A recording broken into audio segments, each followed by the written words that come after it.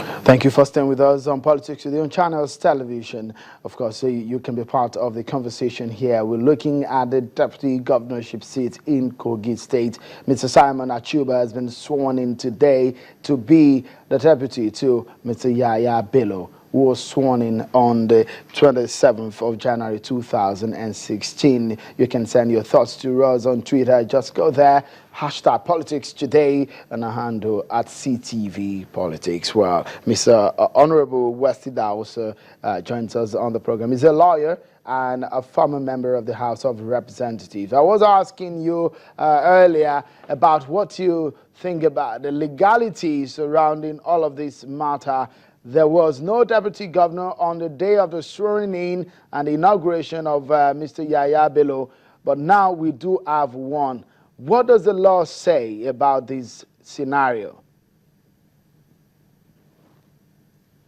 Well, I want to say first and foremost that this is a very novel situation. But at the same time, it's a very delicate confrontation on the Constitution of Nigeria. I believe strongly that if you look at Section 191, which has been relied upon to carry out this swearing-in ceremony, I believe that that is applicable to a situation where the the governor has taken office, and the deputy governor also has assumed office, but for one reason or the other, there is reason to leave the seat, and then I think Section 191 will then apply. But the facts in Kogi are not the same at all. This was a fresh election, and beyond just being a fresh election, there was a candidate in this election who had gone very far as the requirements of the law are concerned. If you look at Section 179(2), which is based on the will of the people, that section provides that when a candidate scores a majority of lawful votes and then gets the spread, that is 1/4 of the vote cast in 2/3 of the local government of a state, he is deemed to have been elected. The word is deemed to have been elected. So there's a constitutional deeming reference. So you do not need, in my own opinion, any certificate of return or any other administrative convenience to interpret that result. So clearly speaking, I believe very strongly that Section 187(1) of the Constitution was very clear on that, as to whether you can run an election for the office of governor without a running mate. Again, the phrase of the Constitution is clear, that you shall not be deemed to have been validly elected. So the question is, does INEC or anyone else have a discretion on this matter? I don't think it's a discretionary matter. I think that phrase is very, very clear. Even if you want to push the matter further and go to the electoral law itself, you will find out that what happened in Kogi on that day, INEC relied on Section 53(2) of the electoral law to ask for a reconduct of that election. I think that that section of the law runs in conflict of Section 179 that is under reference. All right. Let me quickly ask you, if I may come in. In any case, if I may quickly come in here, just to get clarity in that line of thought. On the day of inauguration of the governor, there was no deputy governorship candidate to be sworn in. There's no running mate who stood with him. That particular vacuum, what does the law say about that? Does it take away any other thing? Does the law actually specifically ask or anticipate a staggered situation where a governor in a fresh election, a governor is sworn in on one day and a deputy governor sworn in on another day? Not at all. The law does not envisage that, because Section 187 makes it very clear that running mate, that associate who shall then be known as running mate, will also take office as deputy governor. So that swearing in vacuum was fatal, and there's no, in my own opinion, there's no remedy in law for that fatality. All right, quickly, if I may also quickly ask here, in that particular election, on the list that INEC released for the supplementary election, it's assumed that Mr. James Faleke was the deputy governor in that particular election, but he said that he's not going to be a deputy governorship or a running mate to Mr. Yaya Bello at the supplementary election. So it's assumed that there is statutorily there's the name of a candidate on the ballot or on the list of INEC, but practically there was no candidate. But it's assumed also, again, another school of thought, that APC did not have a running mate to that election. Is it? Well, the truth and in fact is that the running mate as nominated by the late Prince Abubakar Audu was James Faleke. And at the point where Audu died and that an APC had been asked by INEC to substitute that candidate, that running mate openly withdrew and made it clear that he was not prepared to be running mate to anyone else, having met the requirements of the law.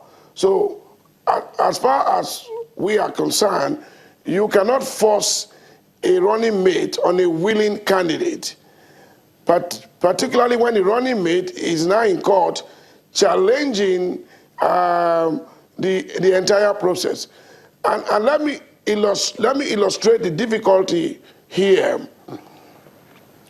If you look at Section 141 of the Electoral Act, because they are now in the tribunal, that section says, on no account and in no circumstance shall a court or tribunal declare any person as winner of an election who has not participated in the whole processes, in all the processes. So look at it from this way.